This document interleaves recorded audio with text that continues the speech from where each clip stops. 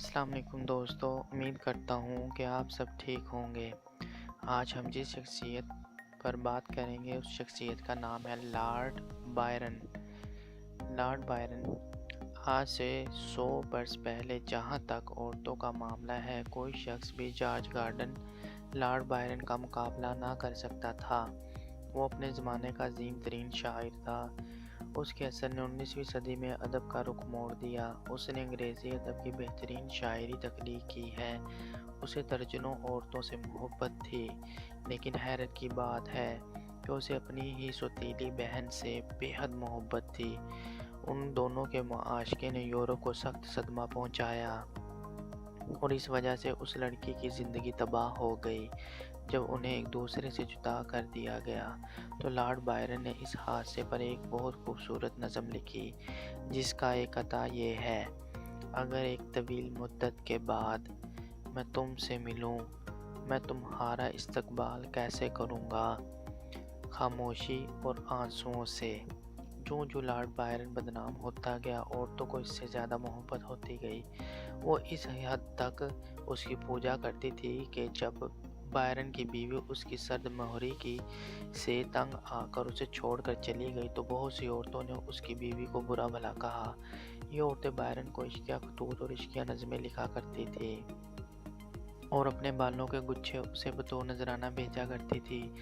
London کے ایک نہایت معزز گھرانے کی لڑکی لڑکوں جیسا لباس پہن کر فقط بائرن کو ایک نظر دیکھنے کے لیے گھنٹوں بارش میں ایک گلی کی نکڑ پر کھڑی رہتی تھی۔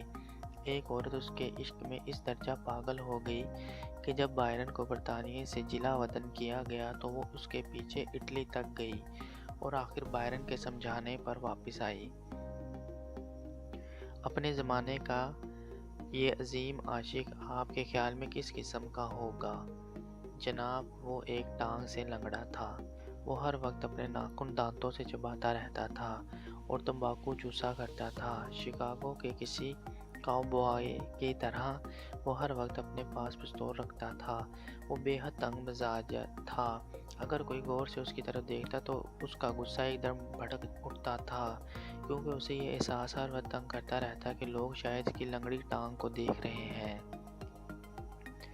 یہ شاعر، جسے اپنے زمانے کا رومیو کہا جاتا تھا، عورتوں کو اذیت دینے میں لذت حاصل کرتا تھا۔ اپنی شادی کے فقط 2 گھنٹے بعد اس نے اپنی بیوی کو بتا دیا کہ وہ اس سے نفرت کرتا ہے اور اس نے فقط رحم کھا کر اس سے شادی کی ہے اور وہ ایک دن اس سے شادی کرنے پر پچھتائے گی۔ آخر ایسا ہی ہوا۔ وہ فقط 1 برس تک ازدواجی رشتے میں بندھے رہے۔ اگرچہ بائرن نے کبھی اسے مارا نہ تھا، لیکن وہ غصے میں گھر کا سامان توڑ دیتا، اس کے سامنے اپنی محبوباؤں کو گھر لے آتا۔ اس کی بیوی کو اس پر نیم پاگل ہونے کا شبہ ہونے لگا۔ اس سلسلے میں وہاں سے ایک ڈاکٹر کے پاس بھی لے گئی۔ اس کے ہمسائے اس کے بارے میں عجیب و غریب باتیں بتاتے تھے۔ ان کا کہنا تھا کہ اس کی تمام ملازمائیں جوان لڑکیاں تھیں، جوان، خوبصورت اور خوش مزاج لڑکیاں۔ یہ لڑکیاں بائرن اور اس کے مہمانوں کو شراب پیش کرتی تھیں۔ وہ انسانی کھوپڑیوں کے بنے ہوئے پیالوں میں شراب پیتے۔ بائرن نے یہ انسانی کھوپڑیاں پالش کرا رکھی تھیں اور وہ صحرا میں پورے چاند کی طرح دکھائی دیتی تھیں۔ بائرن کے جسم کی جلد اتنی سفید تھی کہ اس کے قریب رہنے والی عورتیں اس کے جسم کو ایک روشن فانوس سے تشبیہ دیا کرتی تھیں، لیکن وہ اس حقیقت سے ناواقف تھی کہ وہ ایسا نظر آنے کے لیے کس قدر تکلیف برداشت کیا کرتا تھا۔ وہ یہ نہ جانتی تھی کہ اس کی زندگی کا ہر دن، ہر ساعت موٹاپے کے خلاف مسلسل جنگ تھی۔ خود کو نازم اندام اور خوبصورت رکھنے کے لیے وہ اتنی ہلکی اور کم غذا کھاتا کہ ہالی ووڈ کے ستارے بھی ایسی غذا کے متعلق نہیں سوچ سکتے۔ مثلاً وہ دن میں ایک بار کھانا کھایا کرتا تھا اور وہ کھانا بھی تھوڑے سے چاولوں اور آلووں پر مشتمل ہوتا تھا۔ کبھی کبھی تبدیلی غذا کے لیے وہ تھوڑے سے خشک بسکٹ کھاتا اور بعد میں سوڈا واٹر پی لیتا۔ خود کو موٹاپے سے بچانے کے لیے وہ باکسنگ، گھڑ سواری اور تیراکی کرتا۔ کرکٹ کھیلتے وقت وہ 3-4 سویٹر پہنتا کہ پسینے سے اس کے جسم کی چربی پگھل جائے۔ اس مقصد کے لیے وہ تیراکی کی غسل بھی کیا کرتا تھا۔ اس مضحکہ خیز غذا نے اس کی قوت ہاضمہ تباہ کر دی۔ اس کی خوابگاہ میں دواؤں کے ڈھیر لگے رہتے اور وہ ایک عظیم عاشق کے گھر کی بجائے ایک کیمسٹ کی دکان دکھائی دیتی تھی۔ وہ اس قدر پریشان خواب دیکھا کرتا تھا کہ اس نے تنگ آ کر خواب آور گولیاں کھانا شروع کر دی، لیکن یہ گولیاں بھی اس کے پریشان خوابوں کا مداوا نہ بن سکی۔ لہٰذا وہ دو بھرے ہوئے پستول ہر وقت اپنے سرہانے رکھتا۔ اکثر رات کی خاموشی میں وہ ہڑبڑا کر اٹھ بیٹھتا اور دانت پیچھ کر پستول ہاتھ میں پکڑ کر کمرے کا چکر لگانے لگتا۔ لارڈ بائرن جس مکان میں رہتا تھا وہ آسیب زدہ تھا اور وہاں ایک پادری کی روح اکثر آیا کرتی تھی۔ بائرن قسم کھا کر کہا کرتا تھا کہ اس پادری کا آسیب اکثر اسے برآمدوں میں ملتا ہے اور بڑی خوفناک آنکھوں سے اسے گھورتا ہے۔ یہی آسیب اس نے اپنی بدقسمت شادی کے دن بھی دیکھا تھا۔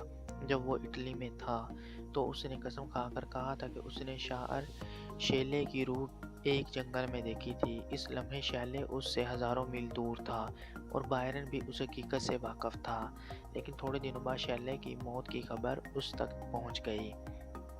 وہ سمندروں میں ڈوب گیا تھا اور بائرن نے اسے اپنے ہاتھوں سے دفن کیا تھا۔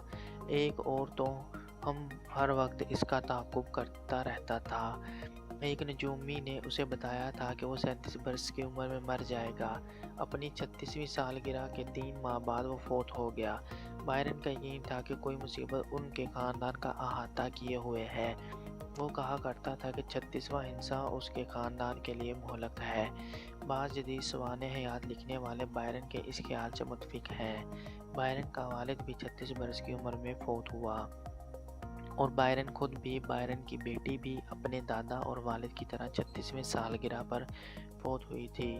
دوستو، امید کرتا ہوں کہ ہماری آج کی ویڈیو آپ کو بہت پسند آئی ہوگی۔